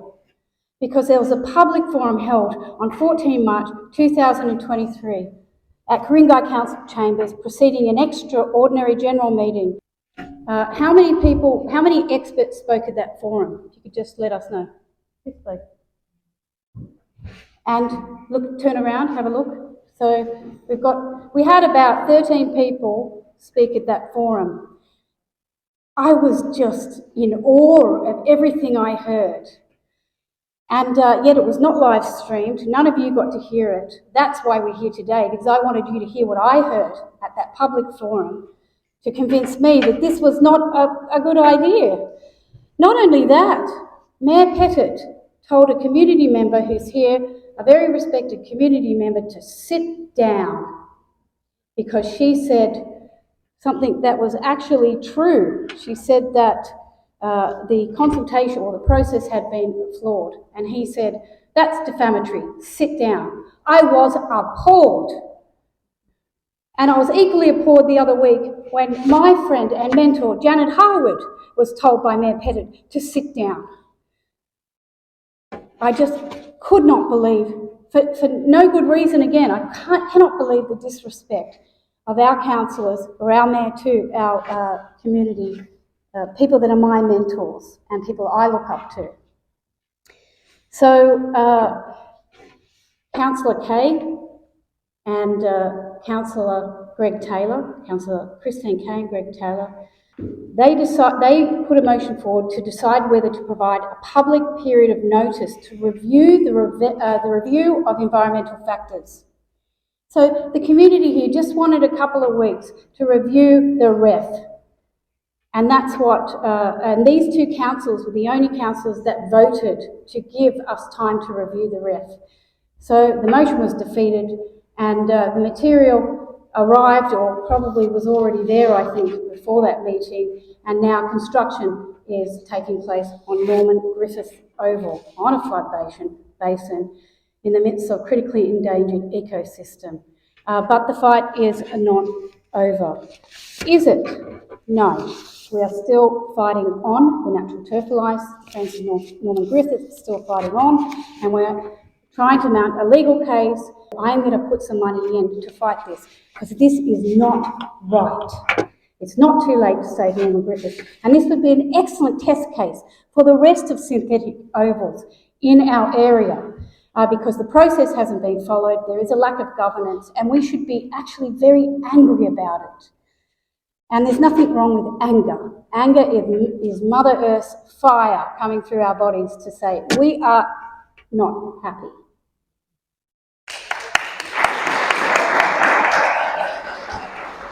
So what I'm going to do, just finally, is invite Kat Carver, who is the president of the Natural Turf Alliance, who's been sitting here with me, to just say, what's our call to action here? What can you do? Thank you.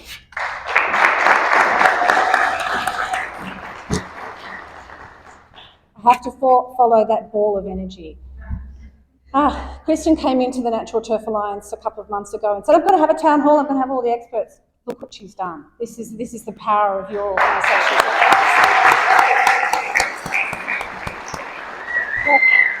It's the value of volunteers, and Kirsten's one of them, but I'm the president of the Natural Turf Alliance, an organisation that didn't exist 2 years ago. My origin is Gardner Park, where we were living with synthetic, and we've watched it come to fruition, and it's been every nightmare that we expected, so we don't want other people to go through it. But with Gardner Park, we looked to other communities to find out who else has gone through this.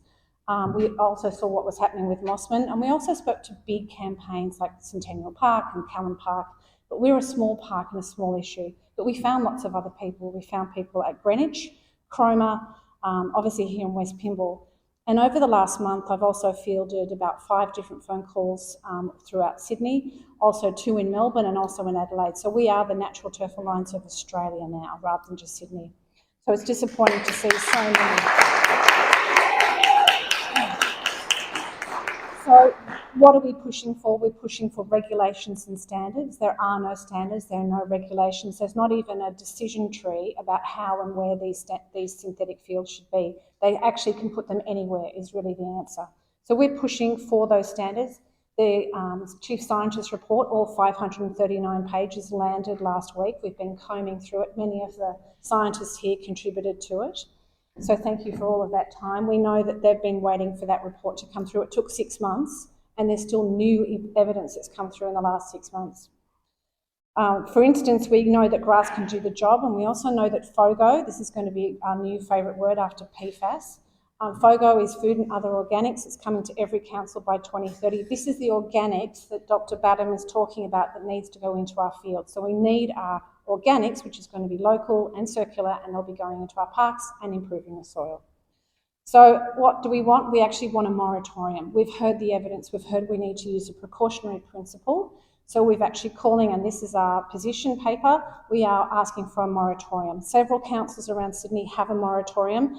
Bayside has a moratorium because they've already built every synthetic field they possibly can. And then Wallara also has one. So we're saying to you, write to your councillors and ask for a moratorium. There is just too much evidence out there. There's too much that we should be careful about. Precautionary principle is the leading factor here. Have a moratorium. So tell your friends that the Natural Turf Alliance exists. If you hear about other people who are fighting, we know there's lots of them around Sydney. Tell them that we exist. We have an excellent website. Thank you, Dale, for all the information you put up there. We get lots of compliments about the newspaper articles. We also have this Zoom that's coming through will also be recorded. We're now podcasting with Kirsten as episode 1. But finally, we need donations. So if you look at the second page on your seats, there is a QR code to donations. I know we've all got donation fatigue and lots of other things to ask, but I've also just heard tonight that there is another group that's going to be taking their synthetic issues to the Land and Environment Court. Gardner Park has already been through that on a very small issue of planning, but it's too big. There's too many issues. The Land and Environment Court is where it should be. We need that money to write for lawyers, and we also need that money in our organisation to help the communities that are actually seeking to reverse and stop these issues. I think you've heard all the evidence, you've seen the passion, and then you can also see what happens to communities when they have synthetic. So just thank you very much for all of you coming tonight. This is such an impressive amount of people. So tell your friends that there is help out there. Thank you so much. Janet, do you want to introduce yourself and tell everyone when you were a councillor? I'm concerned as a former physical education teacher, sports mistress at Hornsby Girls High years ago. I am concerned about the human health as well as all the environmental aspects. When you are playing a game, a team sport, you more likely are running, you get hot, and your body is sweating.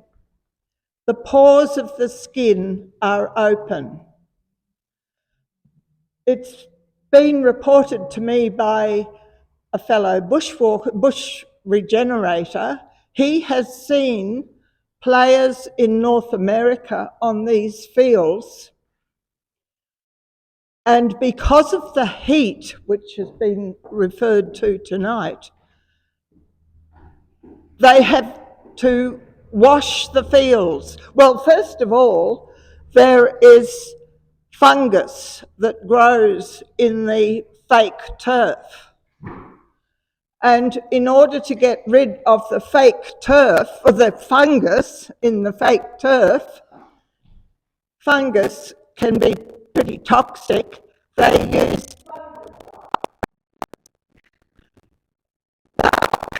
seen with a hockey field match being played, the water that still hadn't drained off after the fungicide had been sprayed on the mould, he has seen the spray going up over all of the players.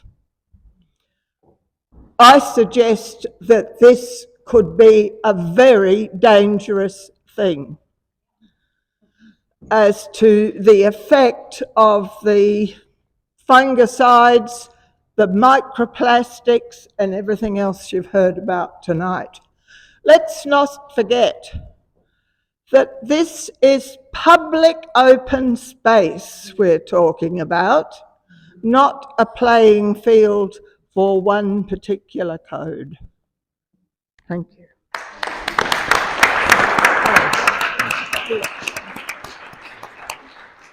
Apparently, in the one thing that, not wanting to frighten people, but I think we need to look into it, is that there were 6 players in Philadelphia playing on a field, and they all got a very rare brain cancer. Yep. What is happening with children with growing bodies?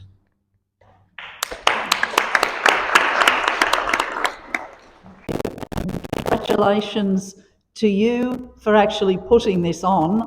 It's a really impressive turnout. Fantastic speakers, really impressive. Thank you. I just wanted to ask a quick question about a comparison between rubber crumb and cork infill, because we're hearing a lot of pushback from people with very little knowledge, but you see on social media people saying, oh, it's all right, we're moving away from rubber crumb and we're going to cork infill, which sounds dubious to me, but could you clarify that a bit, please? Thank you. Yeah, thanks for that question. Yeah, there's those arguments that going to cork is going to be a better solution. I'd say that yes, that is in part true. So we know that rubber is highly toxic and it still leaves the field. So there's human health concerns, as was just raised, but also environmental concerns. So moving away from rubber is definitely a good thing. Having said that, as we just heard, cork and other natural elements added to synthetic grass still have respiratory issues of breathing in, and there's the fungicide issue. So while cork is obviously a natural substance, but it's highly mobile and can move off the field as well more rapidly. So from an environmental point of view, there hasn't been a lot of studies looking at, say, cork infill and its impact, so it's hard to comment specifically on that. But we know, as you just heard, that they will be adding chemicals to it to stop the fungal growth and molds and things like that. So there is any field will have chemical release, whether it's got rubber crumb infill or cork infill. The degree is, I think, better with cork, but there's still loss and chemical release. What about just the blades themselves? Just the infill itself? As in the loss? Just the green stuff itself. Obviously, that doesn't change. No, it doesn't. So there's always going to be loss. So we've done a few studies looking at loss from synthetic sports fields, and actually working with the council at the moment, Ku-ring-gai Council at the moment, with at Charles Bean Oval, and measuring the loss from that particular field. So anytime you install a synthetic grass field, whatever the infill, you're going to get blade loss. And as we heard, the life of these is shorter than what you're told by the marketing people of those companies. and just wear and tear means you get that loss to the environment. There are measures in place to stop loss, so boarding around the outside baskets that capture what's washing off. They do work. They work to stop probably 95% of the material. So there are ways to stop it, but there is still other avenues for that grass and the infill to leave the field, whether it's be walked off, as you know, happens, or blown off, or avoidance of those drain systems can happen as well. So whenever you've got a synthetic sports field, you are going to get lost to the environment, and so that is of concern. Can I just read something out from Martin Shepherd's? So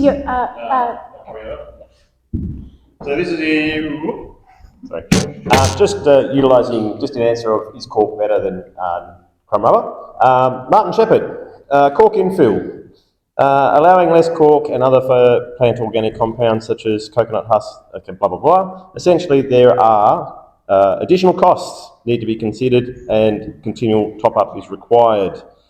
This option in Australia's climate also needs to be watered regularly as it will turn to dust with this breakdown of the natural fibres. So it is actually not appropriate, according to the leading consultant within New South Wales / Australia, Martin Shepherd, to be used within local government areas. Like, I do agree with you 110%. We do need to figure out, like, they really got to stop using synthetics. It's insane. That being said, with global warming on the rise, it's just going to, I think being very young and very kind of at that point where I'm just seeing all this global warming and just horrible things happening, I do think it's just going to happen.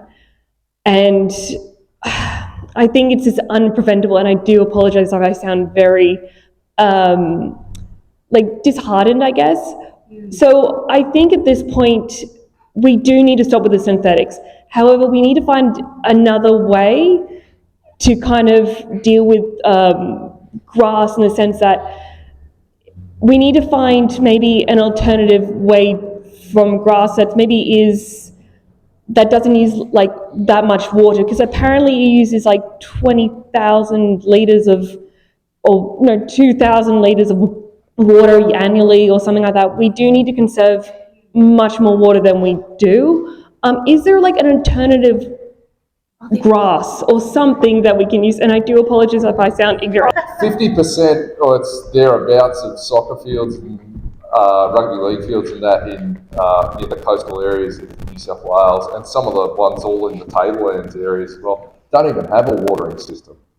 So they're surviving year in and year out. They survived the 2000 fields have come through. The turf doesn't need a lot. If you get the soil right, it catches a lot of rain. So if you've got really bad soil and you put it at, say, Bondi, right, and it rains, it might only catch 5 mils of rain. So 40 mils of rainfall fell, no, only 5 mils gets caught, right? So it only catches, say, 100 mils of that rainfall over a year. But if we get the soil right, we can catch 450 mils of that rainfall per year, okay? So just to make the bad soil up to the good soil that doesn't even have a watering system, you need to add 350 mils of water. Does that make sense? So essentially, you don't need a lot of water to look after a field that's got a decent soil profile. And these warm season grasses, they don't need a lot. I mean, some of these grasses, couch for example, I mean, look, it'll grow in Central Australia. So, you don't have to put a lot into it. So it already exists. They don't water them a lot now. Thank you. Did you want to add? Yeah, I think the other side of this is there are recycled water options available as well with sewer mining and the like. And if you really want to do fancy with the economics, and I had to play with this because I was bored, for the same cost as building a synthetic field, you could actually tanker the recycled water in by truck to actually irrigate the field.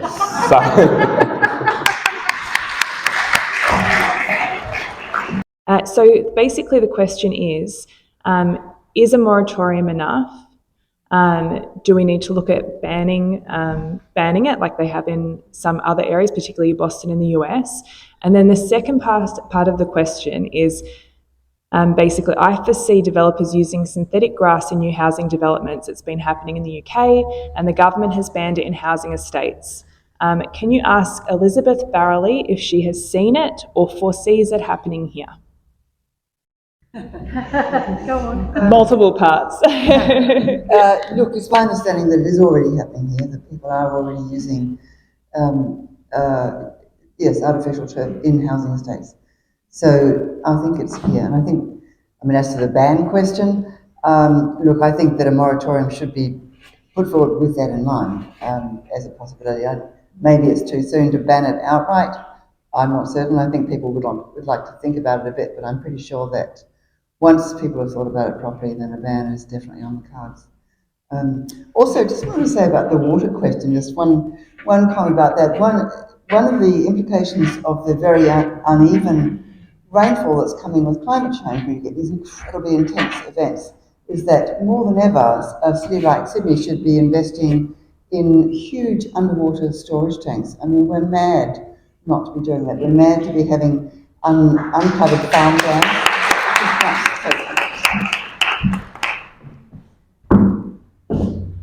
So is a moratorium enough?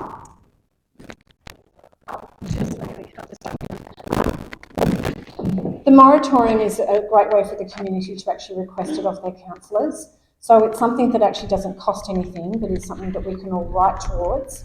At the moment, we're doing it on a council basis. So of course, we're trying to pull it up the political tree and get that. So we've been speaking to Penny Sharp, we've been speaking to all of the councillors and senators as much as we can, so that the moratorium becomes just the easy way for somebody to at least push it to the side while the science keeps going. So more money for funding and more money for research for you guys at this stage. Yeah. I was going to ask Elizabeth Farrelly as well a question. One of the biggest problems, of course, is that with the increase in population that is being projected by the state government, is the demand for sporting facilities and for parks, but we're talking about sporting grounds. So what do you see as an answer? Because this is one of the aspects that puts a lot of pressure on councillors as well as councils to respond to the demand from the sporting groups. So what is the solution when we've got so little available land? And we're not talking about just clearing land haphazardly to create sporting fields, and we've got pressure from population. So what's the solution from a planning perspective that you would suggest?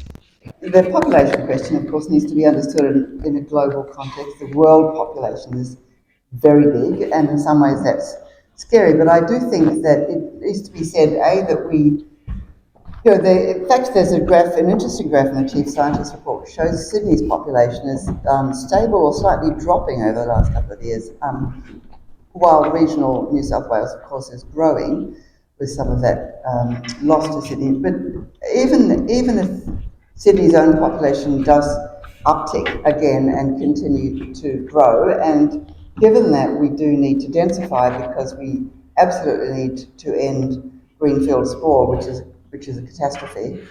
I think that it comes down to a design question. In fact, we need to re-understand suburban living so that we do, I think there are design solutions to this, retrofit a sort of a medium density understanding which is polycentric in the sense that we create maybe 6, 8, 10-storey village centres everywhere, and in order to accommodate that growth, but because they'll be sort of clumped so that the density is more changeable across Sydney and not just sort of a sprawl, then I think that if we think about it properly, which we're not doing at the moment, it is not difficult to build into that large, very green, water recycling and fully hydrated tracts of public open space, which includes sports fields and parks and other things. I think it actually can be done, but we desperately need to think about the problem at a sort of metropolitan scale, not just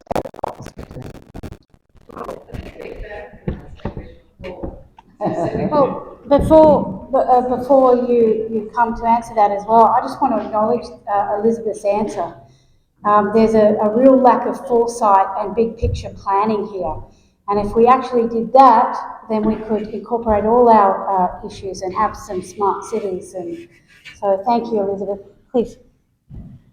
I think there's a whole stack of systemic issues that need to be addressed. We can get a lot more out of the spaces in the sports fields we have, but we've got to address the budget and the financing issues, and rate pegging is the elephant in the room.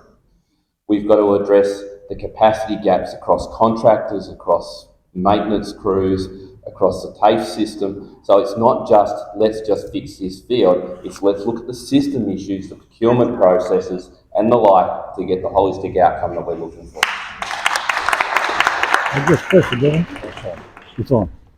Yeah, some of the most intensely used fields in New South Wales are down in the southeast of Sydney, right? And there's a little pocket there which has got some really extreme use fields, right? And less than a kilometre away are two fields that don't even get used during the winter sports season at all, next to an extreme field. Like, it's just crazy. So there's a lot of space there where you can keep going. There are other fields in another parts, same council, where they've got extreme fields, the ones that I was talking about with the 800 players per field on the field. You go less than 4 kilometres away, there's about 4 or 5 fields again are not being used at all during the winter sports season. They're either in bad nick or they're baseball fields, but there's baseball fields that have got enough room for a soccer field on them, even if they're just using them for training and then coming back and playing on their home ground. There's a lot more things that can be done. But it doesn't matter whether it's synthetic or natural with regards to logistical limits, okay? You can't put so many players on a field. They can't have multiple games playing at once. If a game of soccer takes an hour and a half to play, there's only a certain number of those games you can have. It doesn't matter whether you've got synthetic or natural. You can't have 2 teams running across the field, games happening at once. So there's a physical limit that's to do with the play space that has to be addressed as well. That's ultimately the limit. It doesn't matter what you build it out of. Jump in there, Bill. Sorry. Bayside Council have 8 synthetic turf fields. We are not providing for our community with 8. So it's not a solution. We have football clubs requesting, continuing on, not able. You have one team, one club, have one synthetic, no one else touches it. Wow. So it doesn't matter. You can build as many synthetic. You can't turn every field into synthetic. One field, one club, that's it. No one else gets to use it. I guess one thing that hasn't been touched on this evening is who are the main players in the artificial turf industry? How powerful are they? Why is it that councils are sort of adopting that technology so willingly and so easily? Maybe somebody can give us a bit of background to that, or is it another oil and gas lobby? Okay, only because I'm closer. The European Union recently raided 10 synthetic turf companies in Europe for cartel operations. That was last week. I'll just give you that story. Oh, can I just say? Yes. Look, even if you step back and don't look at that, the detail of that, like, if we can go and reconstruct the MCG playing surface in 2014 for just over $1 million a hectare, and then you're going to go and spend $3.6 million per hectare on a local community sporting field. I mean, that's just crazy. Like, how can you marry those two things together? That in and of itself is the problem. It's basic economic management that needs to be done. Yeah. Another question is, does anyone know which other sporting groups in Ku-ring-gai are also possibly secretly being monitored or looked at for resurfacing that we need to keep an eye on. And the other part of my question, and this may apply to the gentleman from Banksia Field, I'm just wondering about any potential insurance exposure based on what Janet mentioned for injuries or anything like that that are sustained by players from playing on these surfaces with these known dangers. Do you know if there's been any, has your council been exposed to any insurance claims from injuries or damage to the players? Thank you. Okay. The other thing I will say is if you look at the NSFA strategy paper, you can Google it and look it up. You asked a question about synthetic turf. It will tell you specifically how many turfs, synthetic turfs, it would like to lay to improve the playing hours over the next a few years. But to answer your question, yes, there are a number of fields around Ku-ring-gai that the football clubs, I'm sure, would like to turn into synthetic. Yes. To go back to the second question, liability risks. Interestingly, the Football New South Wales put out a new heat policy March of this year. Surprise, surprise. And it has a fair warning about it. It now has a whole graph detailing. Trouble is, their insurance company haven't got a policy covering that. So there is no heat exertional issues or illnesses that are covered by the sports groups.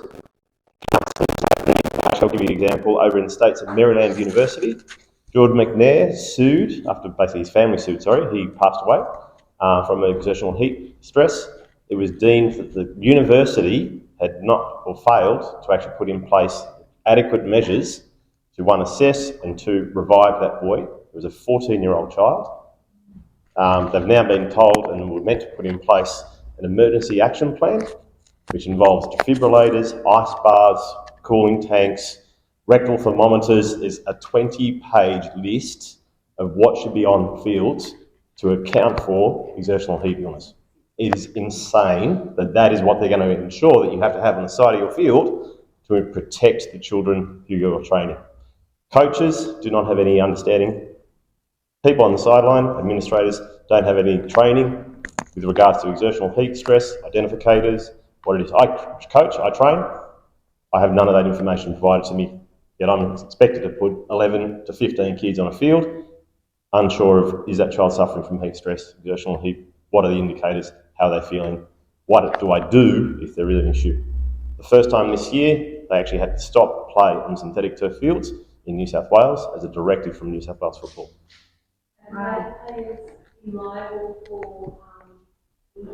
I'm sure the flow and effect, where's council going to get their money? Would be directly to ratepayers. So yes, I think moving forward it will be a significant issue, especially given the extremities of heat within the Australian climate. America already, I think, I've got the Corey Worthington, I know that's wrong, but there's a Corey Institute, 2002, an NFL player passed away due to heat exertional stress. There's a whole institute built under his name, looking at health impacts.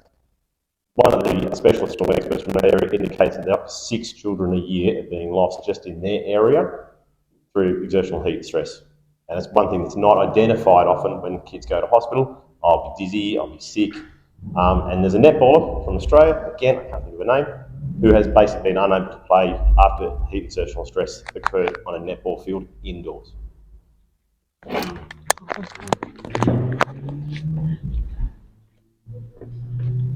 Hi everyone, my name's Nola. I started as a bush regenerator eons ago. It's great to see so many people here who care.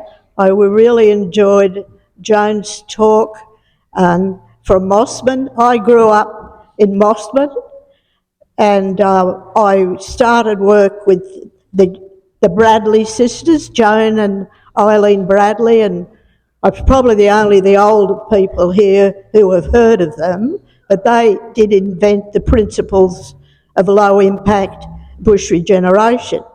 and I lived at Mossman with my mother, and I used to read in the local paper about these two women who were going down to Mossman bush and regenerating, and I said to my mother, I would like to join those women.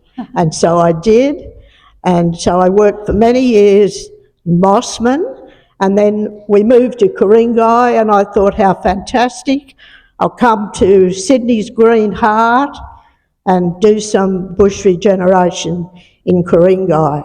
And so I volunteered, and I enlisted with Lane Cove National Park because they control part of the bushland. The Lane Cove River is controlled by National Parks Wildlife Service, and only a small part, which is along Wallalong Crescent, is controlled by Ku-ring-gai Council.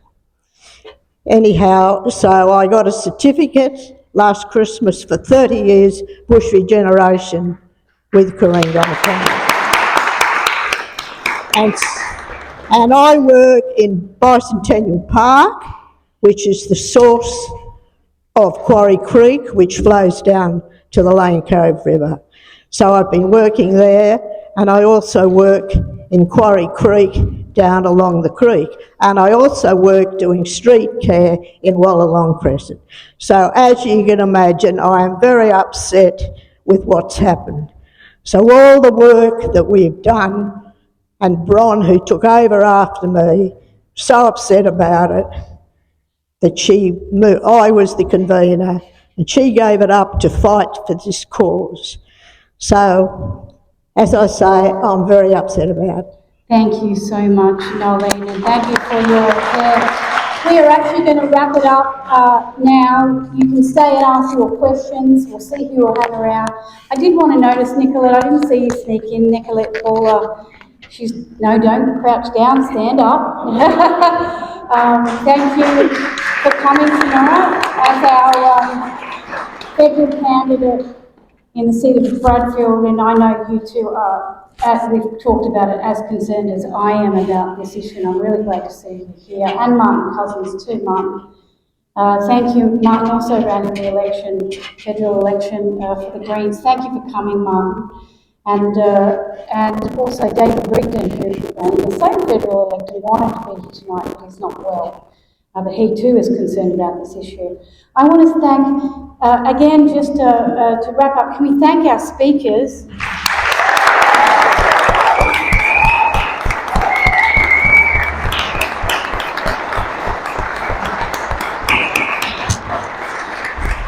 I want to thank you because you have filled this town hall, a town hall that could be changed from community land, reclassified from community to operational land so the developers can get a hold of it.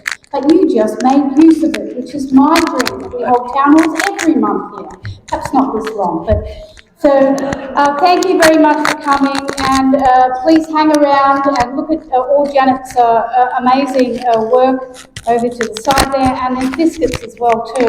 If you need to run, run. But thank you for making this such a wonderful event. Thank you.